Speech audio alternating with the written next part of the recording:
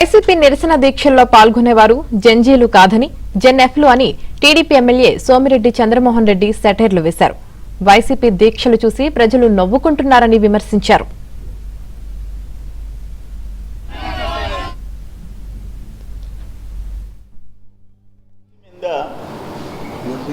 నేను మనుబోలు పోతూ చూసా, సిటీ నిరాహాదీక్ష క్యాంపు చూసా, రూరల్ చూసా, వెంకటాచలం దగ్గర సర్వేపల్లి చూసా. అక్కడ ఎవరు జంజీలు కనపడలే, జన్ ఎఫ్లు కనిపించారు, జన్ జిఎఫ్లు కనిపించారు. అంటే జన్ ఫాదర్స్ కనిపించారు, జన్ గ్రాండ్ ఫాదర్స్ కనిపించారు. జంజీలు ఎక్కడ కనపడలే. ముసిలి కట్టను వేసుకొని మేము జంజీలు అని చెప్పేసి ఆడ నిరాహాదీక్షలు ప్రొటెస్టులు చేస్తుంటే నవ్విపోతారయ్యా. అందుకే నిన్న కర్నూలులో మీ చంపలు పగలగొట్టారు.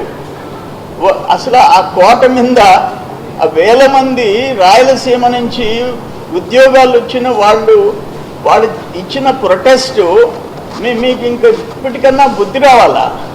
అరే, ఒక 16,400 మందికి ఉద్యోగాలు ఇస్తే 1.5 సంవత్సరం తర్వాత మేము జంజీలము, మేము నిరాహాదీక్షలు చేస్తాము.